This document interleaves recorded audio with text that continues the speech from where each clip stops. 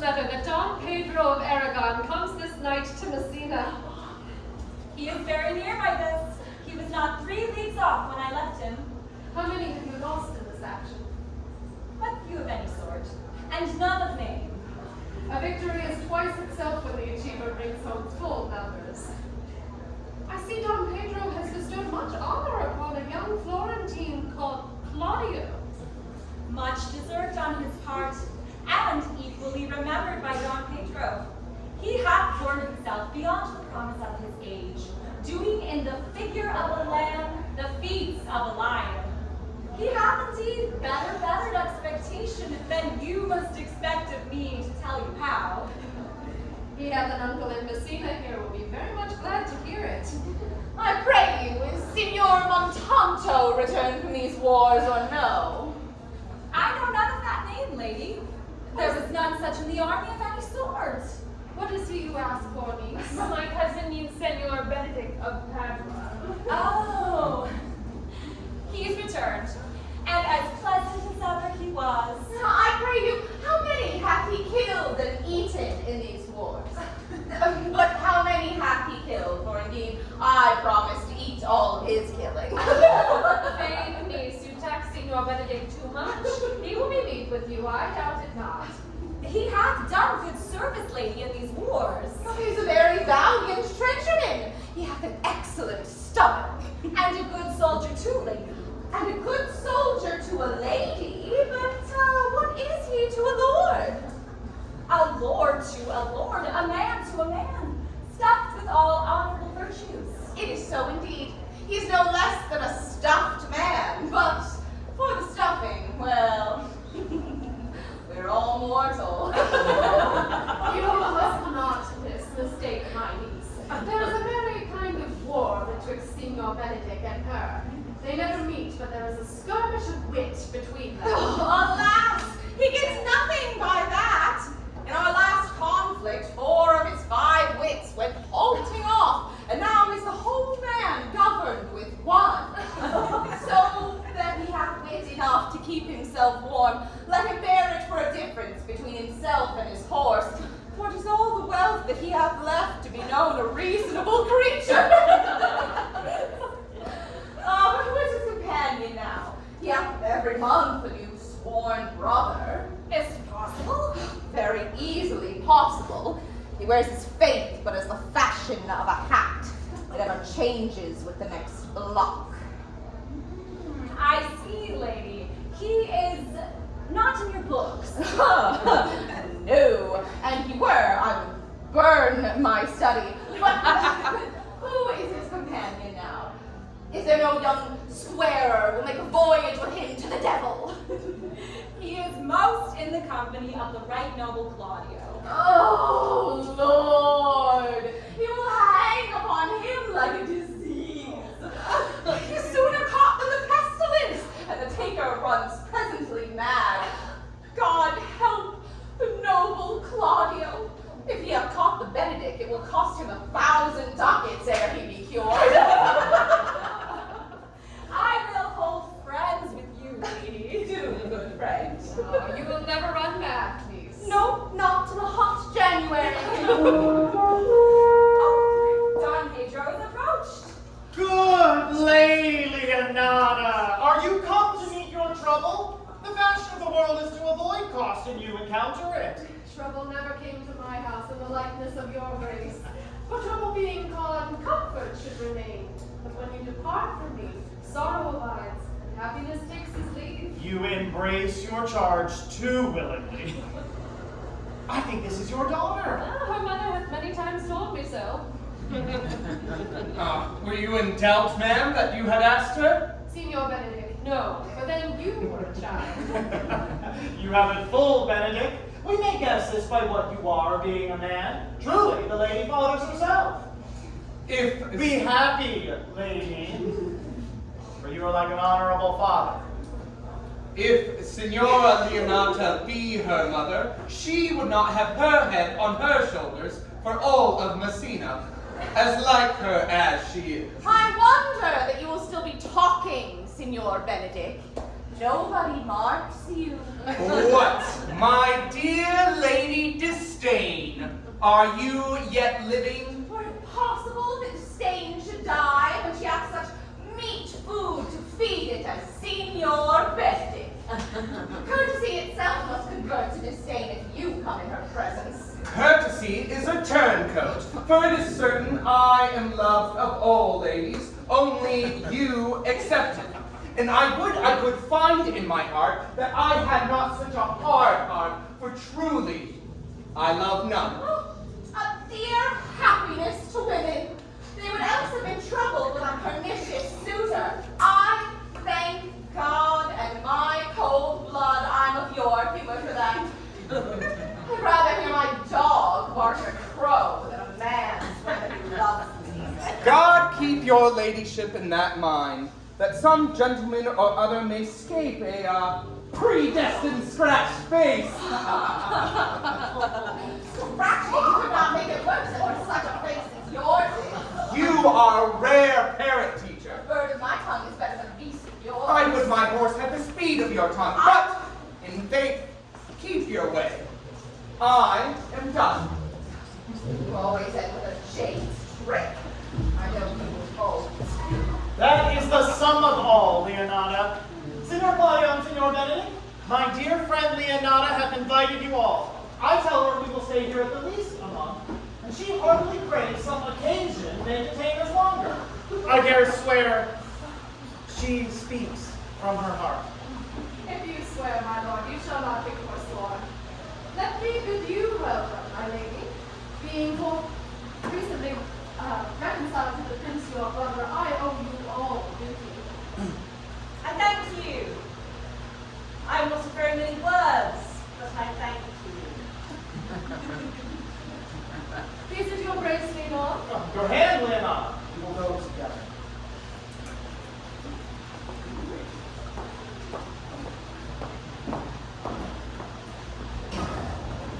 Benedict, didst thou know the daughter of Leonata? I noted her not, but I looked on her. That she like a modest young lady? Do you ask as an honest man, sir, should for my simple and true judgment, or would you have me speak after my custom as a professed tyrant to their sex? No, I pray thee speak in sober judgment. Well, in faith, methinks she is too low for high praise, too bitter for sweet praise, and too little for great praise. This one commendation I'll grant her. If she were other than as she is, she were unhandsome, and being no other but as she is, I do not like her. Nothing is I in sport. I pray thee tell me truly how thou likest her. What, would you purchase her that you inquire after her? Can the world buy such a jewel? Aye, in a case to put it in. But say you all this with a sad brow. My life, she is the sweetest lady that ever I looked on. I can see yet without spectacles, and I see no such matter. But do you propose to turn husband? In mine eye, I would scarce trust myself, for I swore the contrary, if Hero would be my wife. Oh, has it come to this? Shall I never see a bachelor of threescore again? Oh, Don Pedro is returned to seek you. What secret hath held you here and you followed not to Leonata's? I would your grace would constrain me to tell. I charge thee on thy allegiance. Mark you, Claudio! I would have you think I can be as secret as a dumb man, but on my allegiance, mark you, on my allegiance. He is in love. With who? That is your grace's part. Mark how short his answer is. With Hero, Leonata's short daughter. If this were so, so were it utter. It is like the old tale, my lord. It is not so, nor 'twas not so, but God indeed it should be so. If my passion change not shortly, then God forbid it should be otherwise. Amen, if you love her, for the lady is very well worthy. You speak this to fetch me in, my lord. By my troth I speak my thought. And in faith, my lord, I spoke mine. And by my two faiths and troughs, I spoke mine. That I love her, I feel. That she is worthy, I know. That I neither feel how she should be loved, nor know how she should be worthy, is the opinion that fire shall not melt out of me. I will die at it by the stake. Thou wast ever an obstinate heretic in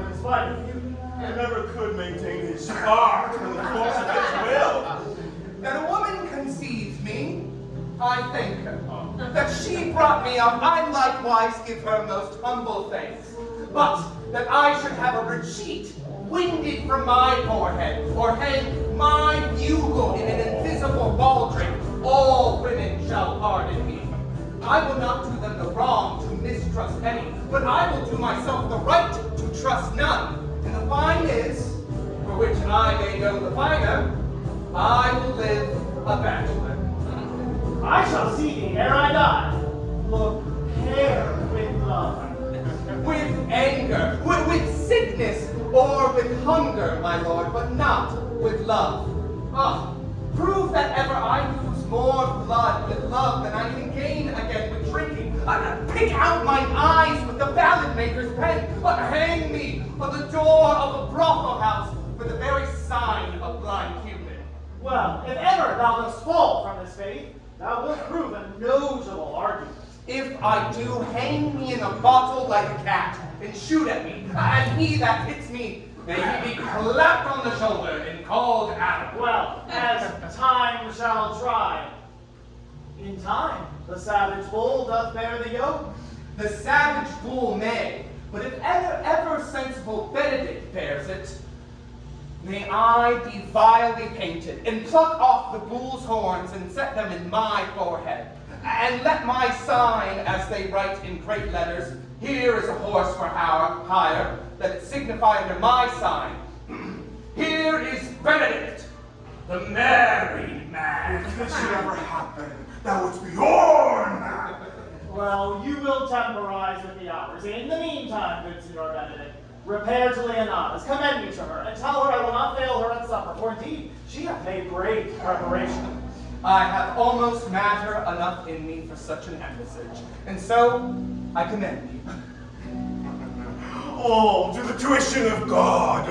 Oh, to my house if I had it. The 6th of July, your loving friend, Benedict. Nay, mock not, for the body of your argument is sometimes guarded with fragments, and ere you flout old ends any further, examine your conscience, and so I leave you. My liege, your highness now making me good. We will have a sign to teach. Teach but how, and thou shalt see how apt it is to learn any hard lesson that maketh thee good. I flee not to any son, my lord. No child but hero, she's our only heir. Dost thou affect her, Claudia? Oh, my lord, when you went onward on this ended action, I looked upon her with a soldier's eye that liked, that a rougher task at hand and a tribe liking with the name of love.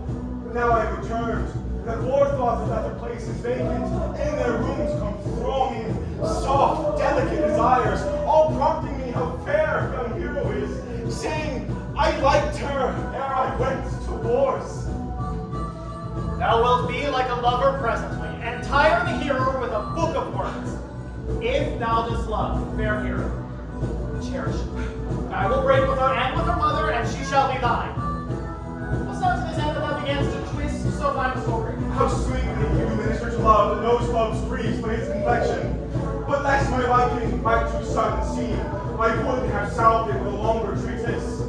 What need the bridge much broader than the flood? I know we shall have reference to that. I'll assume thy part in some disguise and tell fair hero, I am Claudia.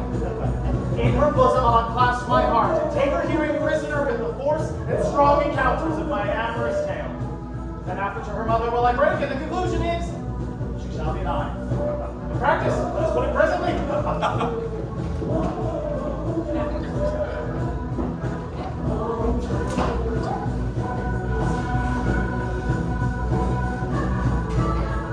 With a good ear, my lady, are you thus out of measure sad? There's no measure in the occasion that breeds that from the sadness is without limits. You should hear reason. When I heard it, what blessing brings it? Not a present remedy, at least a patient sufferance.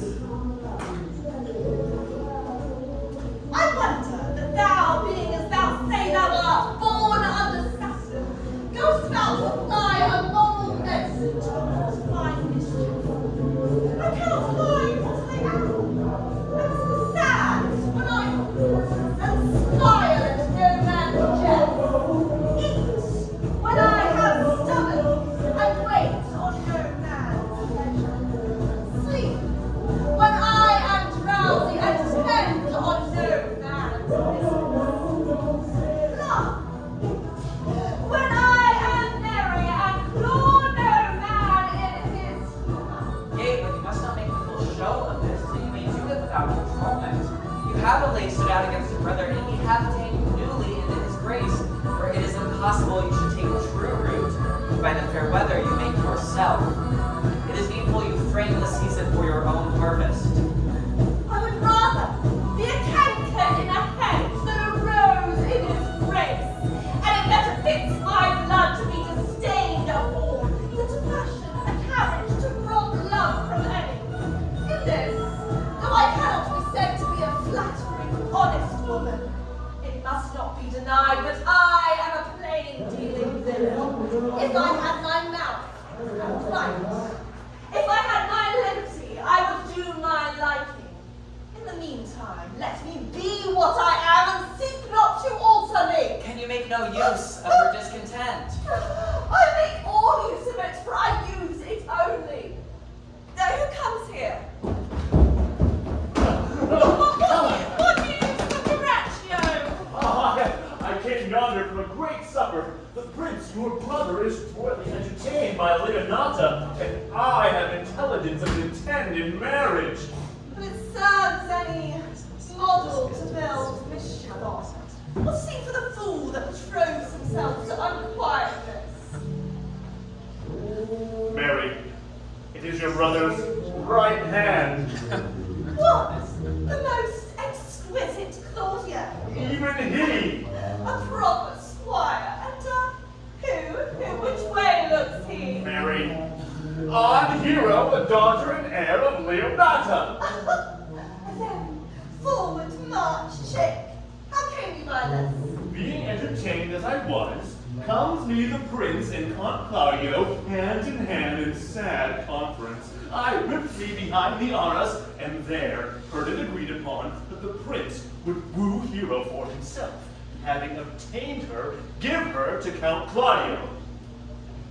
This may prove food for my displeasure. That young startup for all the glory of my overthrow. If I can cross him any way, I thank myself every way. You are both sure and will assist me? To the death, my lady. Come, let us to the great supper. That cheer is great and now time subdued. What a cook of my mind! Shall we prove us sweet up? We'll wait upon your ladyship.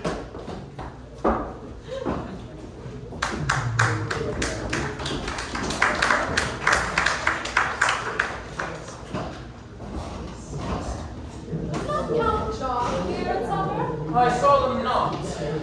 Hardly that lady looks. I never can see her, but I'm heartbroken an hour after. She is of a very melancholy disposition.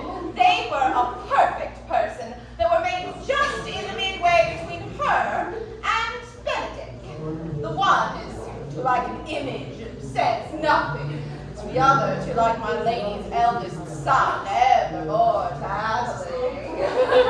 So, have Signor Benedict's tongue in Count John's mouth, and have Count John's melancholy in Signor Benedict's face. With a good leg and a good aunt and money enough in their purse, such a one could win any woman in the world if they could get her goodwill.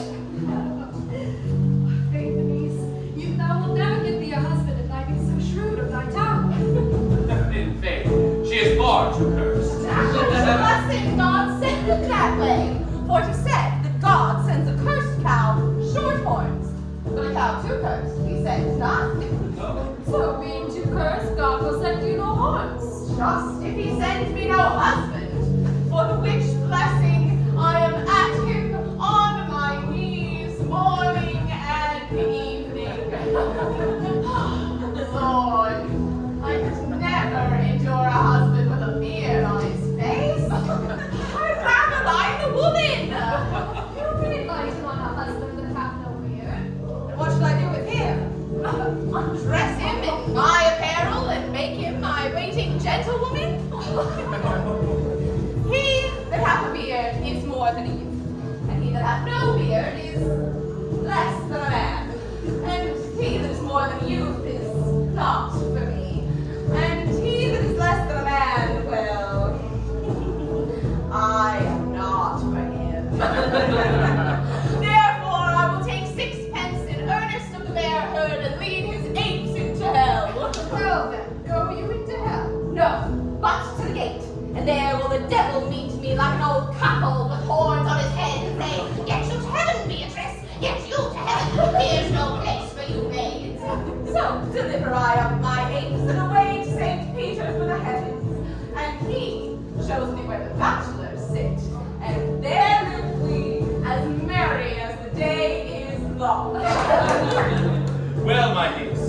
I hope that you shall be commanded by your mother. Okay, it is my cousin's duty to make courtesy and say, Mother, as it please you. But for all that, cousin, let him be a handsome one, or else make another courtesy and say, Mother, as it please me. At least I hope to see you one day fitted with a husband. Just if God make men of some other metal than earth, would it not grieve a woman to be overmastered with a piece of valiant dust, to make an account of her life to a clod of wayward moral? No, Aunt, I'll not. For Adam's sons are my brethren, and truly I hope to sing to match my kindred. Well, Mother, I hope you will remember what I told you. If the prince do solicit you at that time, you know your answer. The fault will be in the music, cousin, if you be not wooed in good time. But if the prince be too important, tell him there is measure in everything, and so dance out of the end. For he am the hero. Wooing, wedding, and repenting is as a Scotch jig, a measure, and a syncopate. The first is hot and hasty as a Scotch jig, and full as fantastical. The wedding, mannerly, modest as a measure, full of state and ancientry. And then comes the repentance, and with his bad legs falls into a syncopate faster and faster until he sinks into his grave.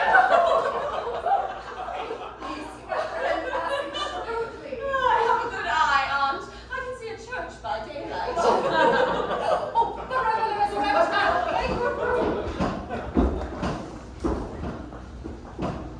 Lady, will you walk about with your friend? So you walk softly and look sweetly and say nothing unuseful, especially when I'm on the way.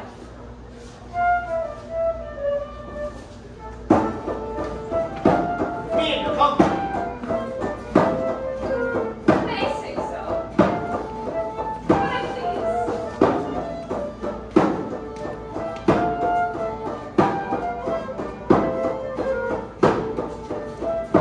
When please you to say so? Will I make your favor? God defend the mood should be like the case. My visors for the month's roof. Within the house is Jones. Why then your visor should be patched. Speak low if you speak loud.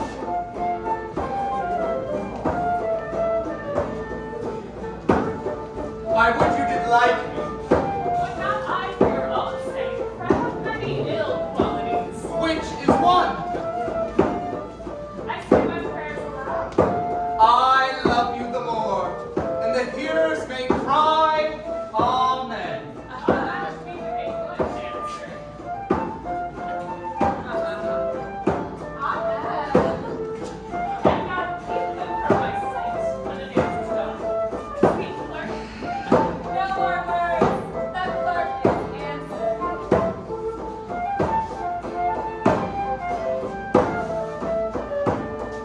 I know you well enough. You are Signor Antonio. At a word, I am not.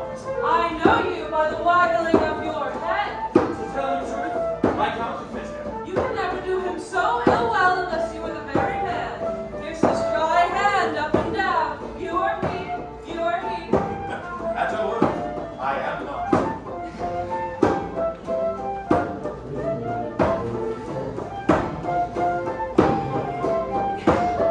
Come, come. Do you think I do not know you by your excellent wits and virtue, highness? Go to, Mum. You are he.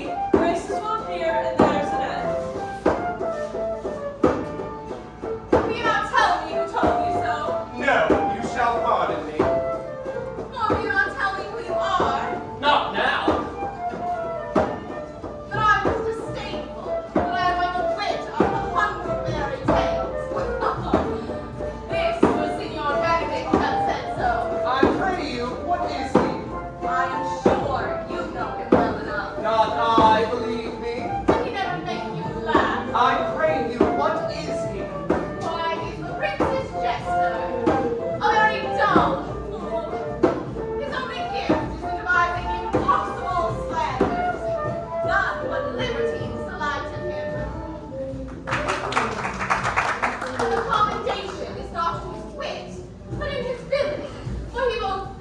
men and anger them. And then they laugh at him and beat him. I'm sure he's in the fleet. I would he have boarded me. When I know the gentleman, I shall tell him what you say. Do. Oh, well, we must follow the leaders. In every good thing. Nay, if they lead to any ill, I will leave them in the next tournament.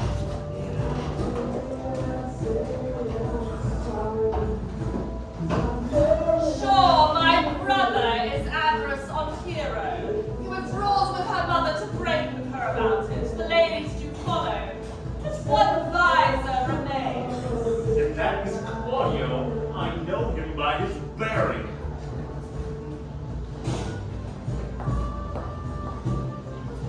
Oh, no, not Senor Benton. Oh, you know me well. Senor! You are very near my brother in his love. He is averse on hero. I pray you dissuade him from us. She is no equal to his birth. You will do the part of an honest man. I know you, he loves her. Oh, I heard him swear. And so did I too, when he swore he would marry her tonight. Come, let us to the banquet.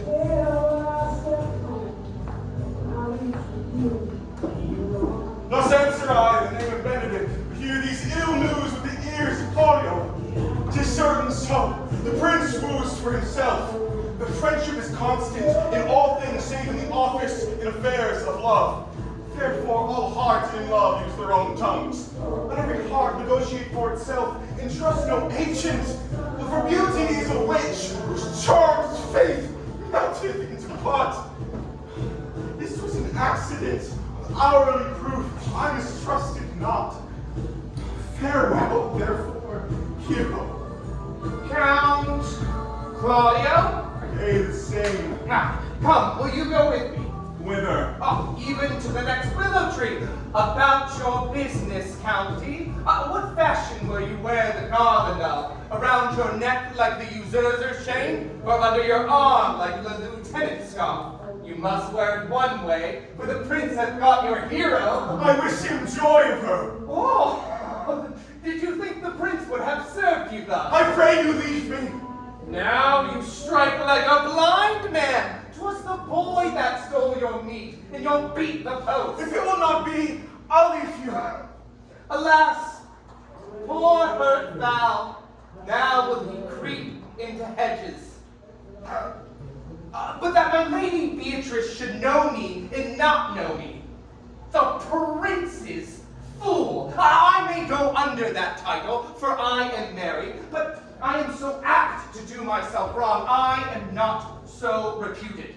It is the base, though bitter disposition of Beatrice that puts the world in, and so puts me out. But I will be revenged as I may. Come, senor. Where's the count? Did you see him? Trough, I played the part of Lady Fame. I found him here as melancholy as a lodge in Warren. And I told him, and I think I told him true, that you had won the goodwill of this young lady. For the which I offered him my company to the next willow tree to make him the garland of as being forsaken, or to bind him up the rod for being worthy to be whipped. To be whipped? What's his fault? By the flat transgression of a schoolboy who, being overjoyed with finding a bird's nest, shows it his companion who steals it. Wilt thou make a trust a transgression? The transgression is in the stealer. Yet it was not missed that the rod was made, and the garland too, which he might have donned himself, and bestowed the rod on you, for, I take it, you have stolen his bird's nest? I will but teach them to sing, and restore them to the owner. If their singing answer your saying, you speak true. The Lady Beatrice had the quarrel to you.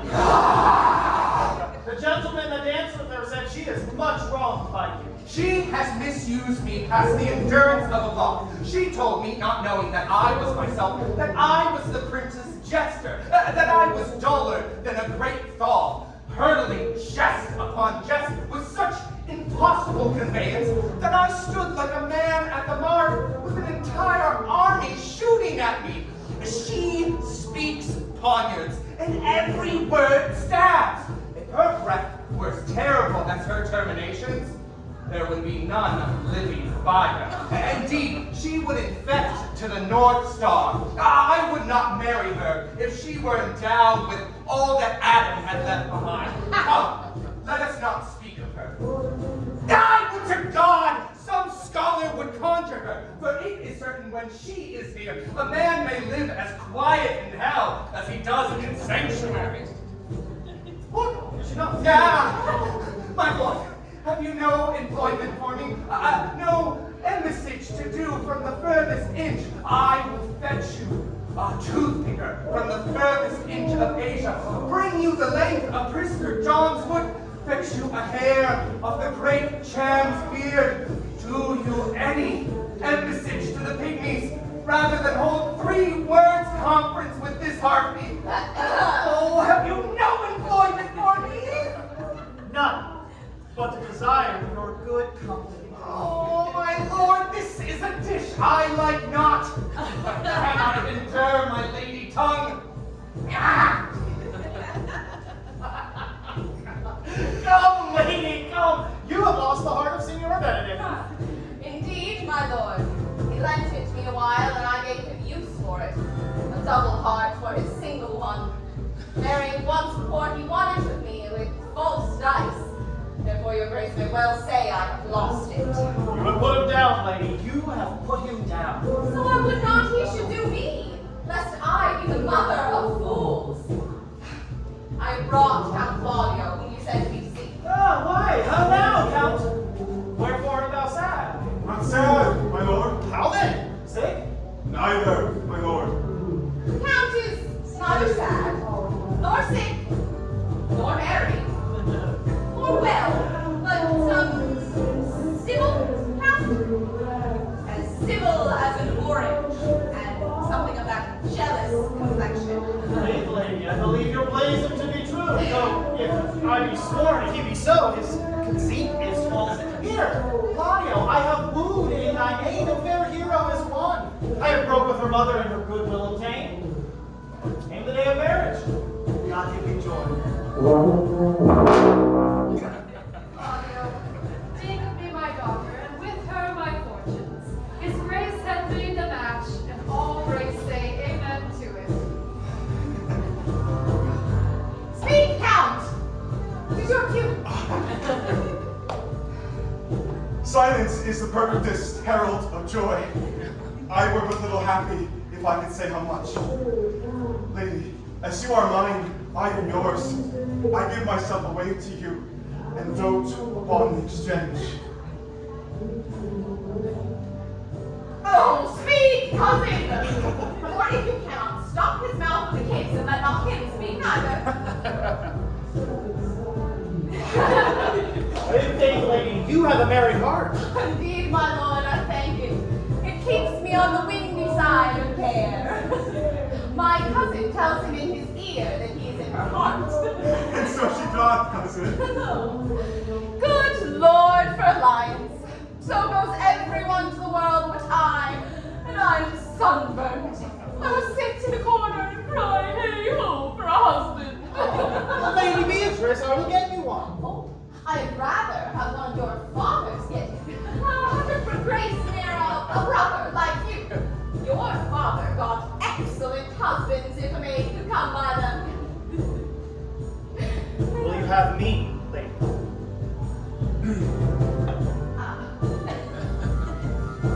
No. Unless I might have another for working days. Your grace is too costly to wear every day. But I beseech you pardon me. I was going to speak all mirth and no matter. Your silence most offends me, and to be merry best becomes you, for out of question you were born in a merry hour. No, sure, my lord. My mother cried. But then there was a star dance, and under that was I born. Cousins, God give you joy. Niece, will you look to those things I told you of? I cry your mercy, aunt. I beseech your grace, pardon me.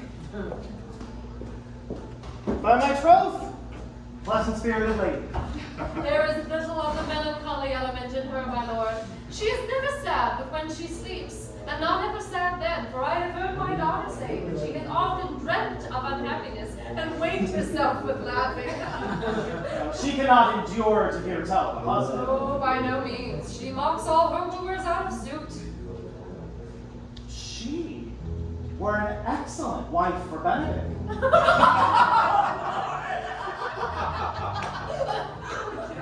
My lord, they would be but a week married before they talk themselves mad. County Claudio, when mean you to go to church?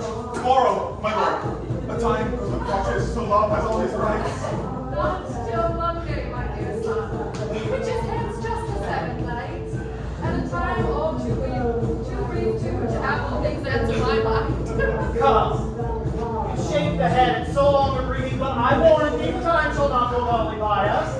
In the interim, I will undertake one of Hercules' labors, which is to bring Signor Benedict and the Lady Beatrice into a mountain of affection the one to the other. I would fain have it a match, and I doubt not but to fashion it if you three will administer such assistance as I shall give you direction. My lord, I am for you, though it cost me a 10 nights watching. And I, my lord. And you too, gentle hero. Oh, I will do any modest office, my lord, to help my cousin to a good husband. And Benedict is not the unhopefullest husband that I know.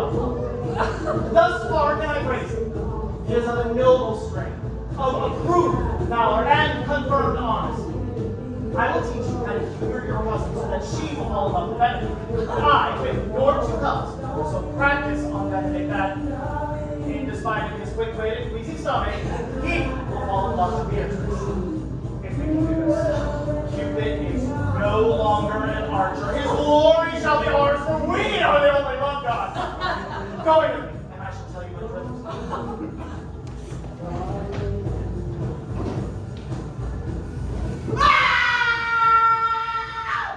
It is so! The Count Claudio shall marry the daughter of Leonardo. Yea, my lady, but I can cross it. Any bar, any impediment is noticeable to me. Being sick in displeasure to him, and whatsoever of all my affections rages evenly with his. How will thou cross this marriage? I think I told your ladyship a year since how much I am in the favor of Margaret, the lady hero's gentlewoman. I remember. I can, at any unseasonable instant of the night, appoint her to look out at her lady's chamber window. And what life is in that to be the death of this marriage? The poison of that lies in you to temper. Go you to the prince, your brother. Spare not to tell him that he hath wronged his honor in marrying the renowned Claudio, whose estimations you mightily hold up to a contaminated stale, such a one as hero. And what proof shall I make of that? Proof enough to misuse the prince, to vex Claudio, to undo hero, and kill Leonata. Look you for any other issue? To despite them, I will endeavor anything. Go then, find me a meet hour to draw the Don Pedro and Count Claudio alone. Tell them you know the hero loves me. They will scarcely believe this without trial. Offer them instances which will bear no less likelihood than to see me at her chamber window. Hear me term Margaret hero.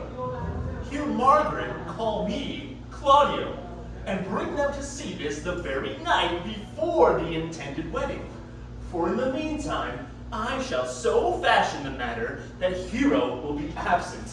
There will be such seeming truth of Hero's disloyalty that jealousy will be labeled assurance, and all preparation overthrown. Grow this to what adverse issue it can. I will put it into practice.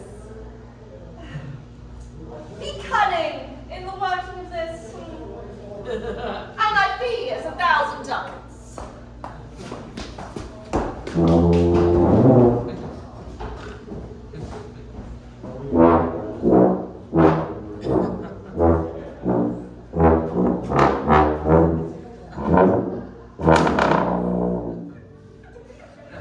do much wonder how one man, seeing how much another man is made a fool when he dedicates his behaviors to love, will, after laughing at such shallow follies, will become the argument of his own scorn by falling in love. And such a man is Claudio.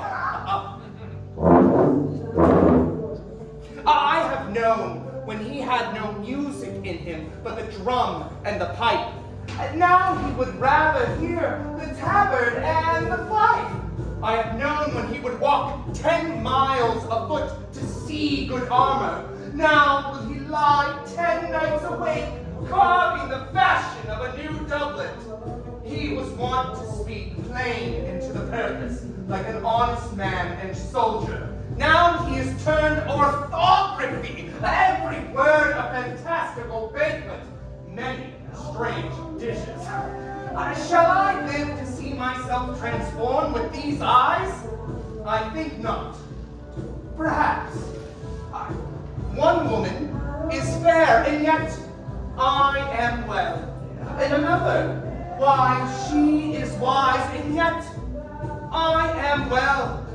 And another, why, she is virtuous, and yet I am well. Till all these graces be in one woman shall not come in my grace. She will be rich, that is certain, and wise, or I'll have none, and virtuous, or I'll never cheapen her, fair, or I'll look not on her, mild, or come not near me, of excellent discourse, a beautiful musician, and her hair, why, her hair, it will be whatever color that pleases God. But the prince and Monsieur Love, I will hide me in the arbor. Come! Shall we hear this music?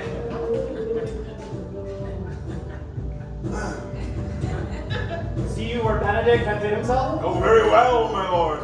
Come hither, Leonardo. What was it you spoke to me of today that your niece, Beatrice, was in love with Signor Benedict? Oh, I! Stuck on, foul sits.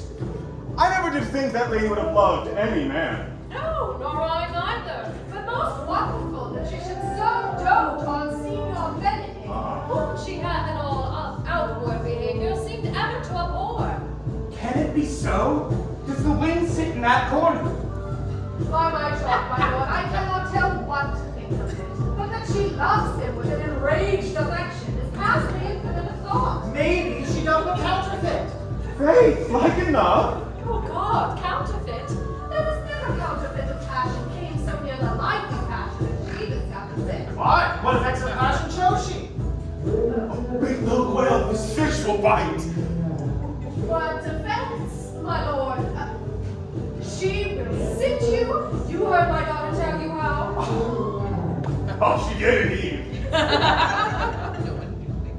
How? How, I pray you, you amazing. I would have thought her spirit invincible against all sorts of affection. I would have sworn it had, my lord, especially against Benedict. I would think this a call, but the old lady speaks it.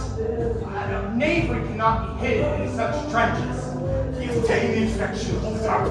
Has she made her affection known to Benedict? No, and swear she never will. That's her torment. 'Tis true, so your daughter says. Shall I, says she, that have so oft encountered him with scorn, write to him that I love him. This, she says now when she is beginning to write him, for she will be up 20 times a night, and there she will sit in her smock until she has written a sheet of paper. My daughter tells us all. Now you speak of a sheet of paper, I remember a pretty jest your daughter told us of. Oh, when she had written it and reading it over, she found Benedict and Beatrice between the sheets. Oh, she had torn the letter into 1,000 halfpence, railed at herself that she should be so immodest to one she knew would flout her. I measure him, she says, by my own spirit, for I should love him if he writ to me. Yea, though I love him, I should. Upon the knee she falls, weeps, sobs, beats her heart, tears her hair, prays, curses. Oh, sweet Benedict, God give me patience. She died, indeed. And the ecstasy hath so overborne her that my daughter is sometimes afeard she will do desperate outrage to herself. It is very true. Oh, it were good that Benedict knew of it by some other, if she will not discover it. What end? He would make but sport of it and torment the poor lady worse. She were an excellent sweet lady, and out of all suspicion, she is virtuous. She is exceeding wise. In everything, but in loving better. I am sorry for her, as I have just cause, being her aunt and her guardian. I wish she had bestowed this dotage on me. I would have daffed all other respects and made her half myself.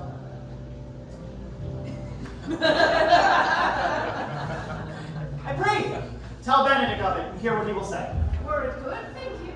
Hero thinks surely she will die, for she says she will die if he love her not. She will die ere she make her love known, and she will die if he woo her, rather than bate one breath for accustomed crosses. She doth well. If she should make tender of her love, it were very possible that he'll scorn it, for the man, as you know all, hath a contemptible spirit. He's a very proper man. He hath indeed some outward happiness. By God, in my troth, very wise. He doth indeed show some sparks of a like it. And I take him to be valiant. As Hector, I assure you, and in the mansion of quarrels, you may say he is wise.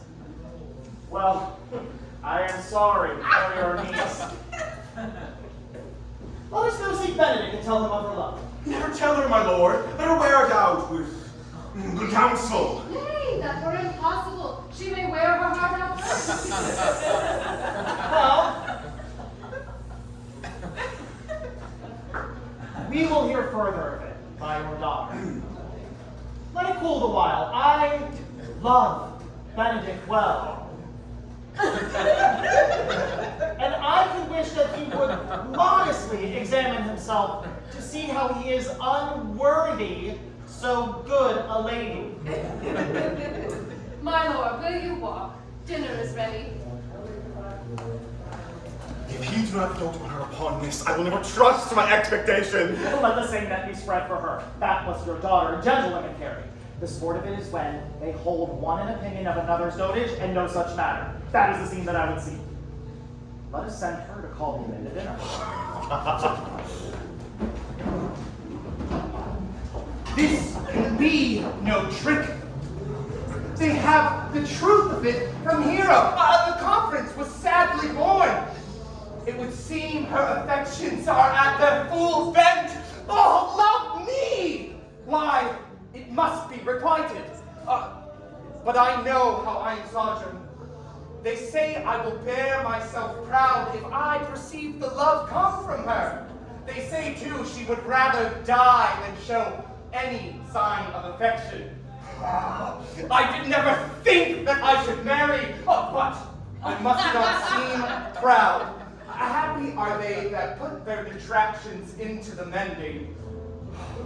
They say she is fair, 'tis a truth, I cannot refute it, and that she is virtuous, 'tis so, I know this beyond all, and that she is wise, save but for loving me. Indeed, this is no great addition to her wit, and no argument for her folly. I do not think that I should live to see myself die a bachelor and be married. But here comes Beatrice. Oh, by this day she is a fair lady. I do spy some marks of love in her.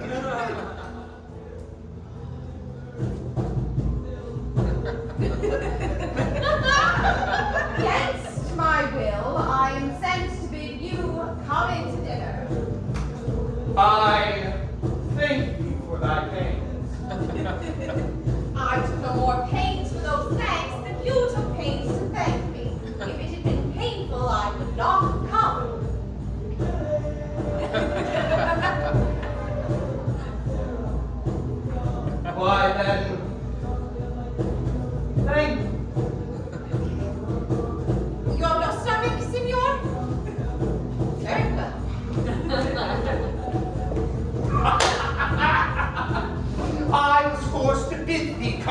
sinner. There is a double meaning in that.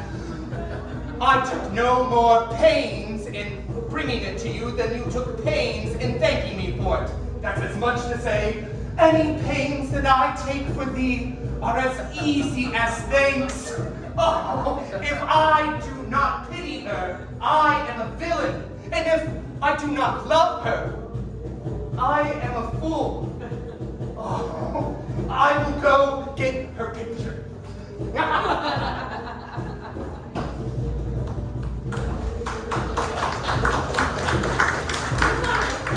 Coming to the orchard, there shalt thou find my cousin Beatrice proposing the prince's life. Whisper her ear and tell her I and hers will walk in the garden, and our whole discourse is all of her. Say that thou overheardst, and bid her steal into the bleached valley. There will she hide her to listen to our proposals. This is thy office. Fare thee well in it, and leave us alone. I'll make her come, I warrant you, presently. Now, first, when Beatrice shall come, our talk must only be of Benedict.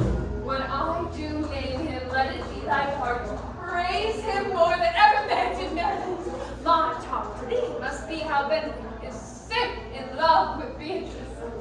Of this matter is little Cupid's crafty arrow made, which only wounds with hearsay. Well, now begin. But look where Beatrice, like a blackwing, runs close by the ground to overhear our conference. The pleasant angler is to see the fish, not with her golden oars in silver stream, and greedily devour the treacherous bait. So angle we for Beatrice, who is even now couched in the woodbine coverture. Fear you not my part of the dialogue. And then go be near her, that her ear lose nothing of the false sweet bait that we lay for her. No, truly, Ursula, she is too disdainful. I know her spirits are as coy and wild as haggards of the rock. But are you sure that Benedict loves Beatrice so entirely?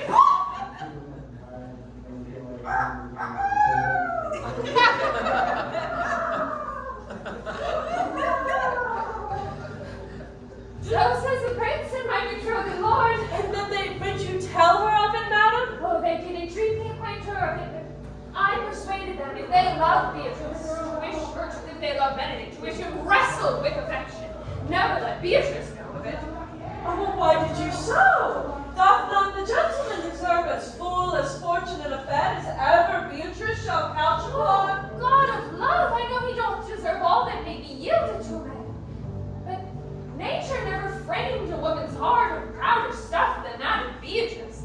Disdain and scorn ride sparkling in her eyes, misprizing what they look on. And her wit values itself so highly that to her all matters else seem weak. She cannot love, nor take no shape nor project of affection. She is so self-endeared. Sure, I think so. And therefore certainly it were not good she knew of his love. Oh, lest she make sport at it. Oh, why, you speak truth. I never yet saw a man how wise, noble, young, rarely featured, but she would spell him backwards. If he should be fair-faced, why, she would swear the gentleman should be her sister. If dark, why, nature, drawing of an antic maiden, foul, if tall, a lens, hew the head. If low, why, an agate, very finely cut. If speaking, why, a vein, blown with all winds. If silent, why, a look, moved with none. So turns she every man the wrong side out, and never gives to truth and virtue that which simpleness and merit purchaseth. Sure, sure. Such carping is not commendable. No, not to be so odd and from all fashions as Beatrice's cannot be commended. But who dare tell her so? If I should speak, why, she would laugh me out of myself, press me to death with wit. Therefore, like did Benedict, like covered fire, consume away with sighs, waste inwardly. Yet tell her of it. Hear what she will say. No, rather I will go to them, and I will counsel him to fight against his passions. Truly, I will devise some honest slanders to stain my cousin.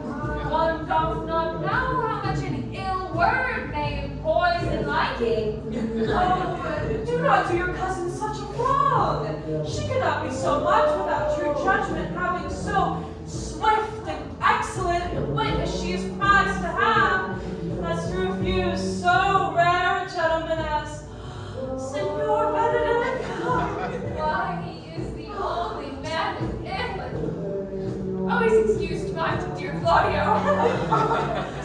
I pray you be not angry with me, madam, speaking my fancy. Signor Benedict, for shape, for bearing, argument, and valor, goes foremost in report through Italy. Indeed, he hath an excellent good name. Oh, his excellence did earn it ere he had it. When are you married, madam? Oh, why, every day. Tomorrow. Come, let's go in. I'll show you some attires and have thy counsel which is the best friend to be with tomorrow. She is blind, I warn you. We have caught her, madam. Oh, if it proves so, then nothing goes by half. Some Cupid kills with arrows, some with traps.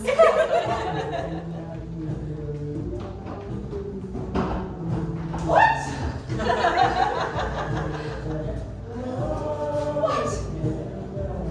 What fire is in my ears? Can this be true? Said I, then pride and scorn so much. Contempt, farewell, and maiden pride adieu. No glory lives behind the back of such. And Benedict, love on. I will requite thee, taming my wild heart to thy loving hand. If thou dost love, my kindness shall incite thee to bind our loves up with a holy band. For others say thou dost deserve, and I believe it better than reportingly. I do but stay till your marriage be consummate, and then go I toward Aragon. I'll bring you thither, my lord, to vouchsafe me. Hey, that would be a great soil in the new gloss of your marriage, as to show a child his new coat and forbid him to wear it. Now, I will be bold only with Benedict for his company. For from the crown of his head to the sole of his foot, he is all mirth.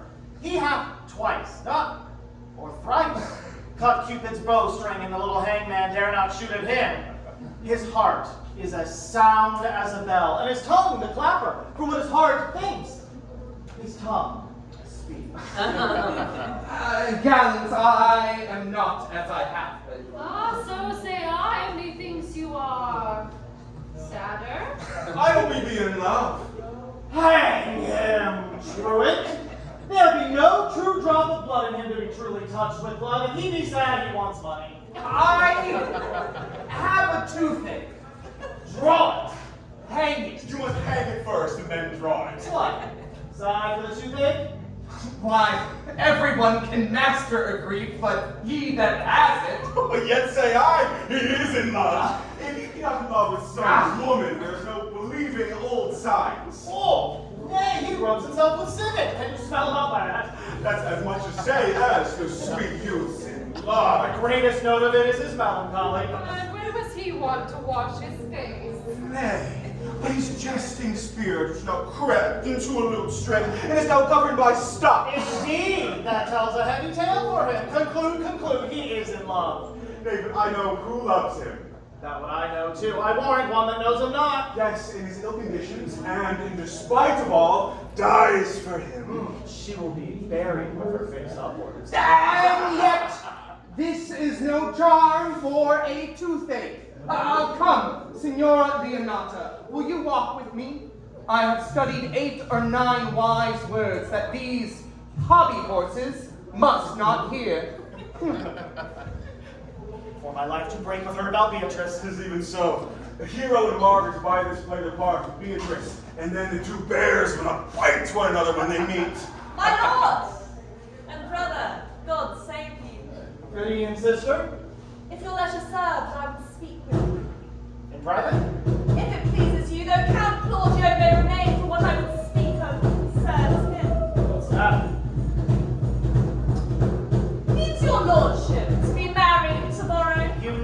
does.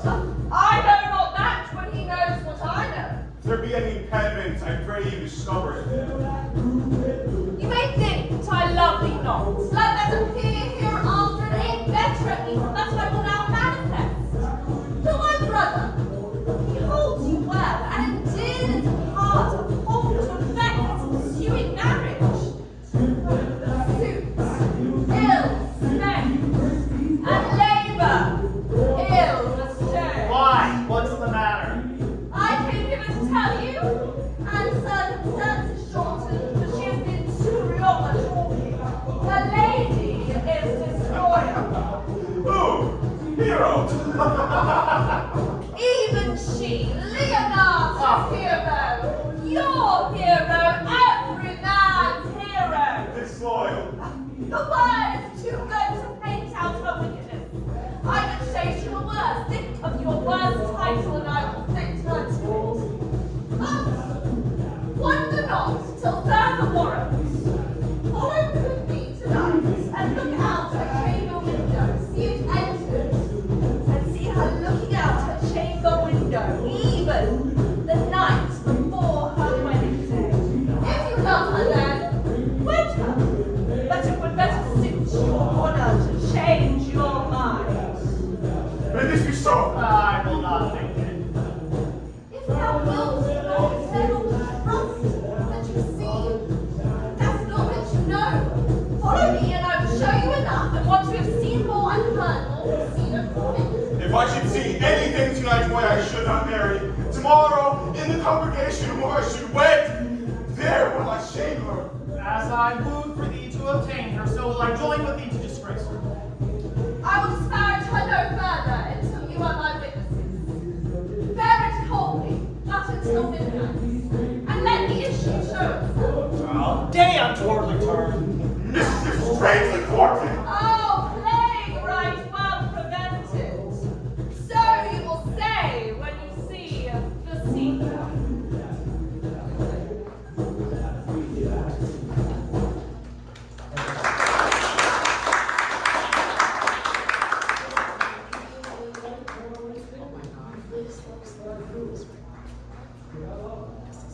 Come, neighbor. Now, are you good men and true? Yea, or else it were pity, but they should suffer salvation, body and soul. Nay, that were a punishment too good for them, being chosen for the prince's watch. Well, give us our charge, neighbor Dogberry. First, who think you the most desertless person to be constable? Georgia C. Cole, for they can write and read. Come hither, neighbor Seagull. God hath given you a good name. To be a well-favored woman is a gift of fortune, but to read and to write comes by nature. Both which master constable. You have! I knew it would be your answer. Well, for your writing and your reading, make no boast of it. For your favor, give God thanks. You are thought here to be the most senseless and fit one for the watch. Therefore, bear you the lantern. This is your charge. You are to comprehend all vagrant men. You may bid any man stand in the prince's name. How if they will not stand? Well, then take no note of him, and presently call the rest of the watch together, and thank God you are rid of a name. If you will not stand when he is bidden, he is none of the prince's subjects. True, and we are to meddle with none but the prince's subjects. You will also make no noise in the streets, for the watch to babble and to talk is most tolerable and not to be endured. But we would rather sleep than talk. We know what belongs to a watch. You speak like an ancient and most quiet watchman, for I cannot see how sleeping should offend. Only take care that your bills not be stolen. Well, you are also to call at all of the alehouses and bid those that are drunk, get them to bed. How if they will not? Why then let them alone until they are sober. If they make you not them the better answer, you may say they are not the men who took no form. Well, ma'am? Now if you meet a thief, you may suspect him by virtue of your office to be no true man. And the less you meddle and make with such men, why the more is for your honesty. If we know him to be a thief, shall we not lay hands on him? Oh truly, by your office you may. But I think that those that touch pitch will be defiled.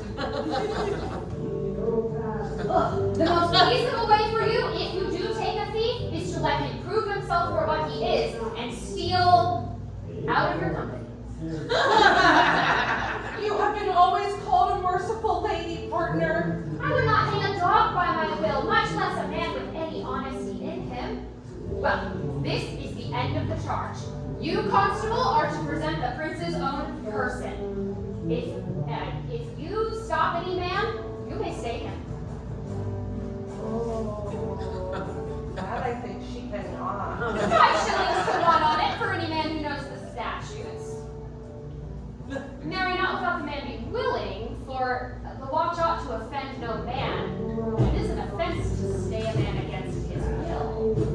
Fair lady, that could be so. Well, masters, good night. If any matter of chance happens, call up me. Keep your fellows' counsels and your own.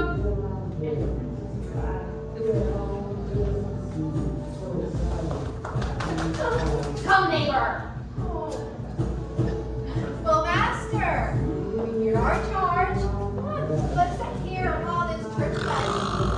Till 2, and all to bed.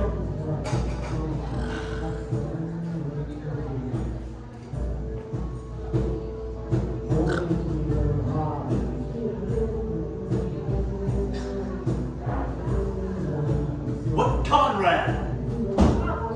Peace, Sir Not. Conrad, I say! Here, ma'am, I have my elbow.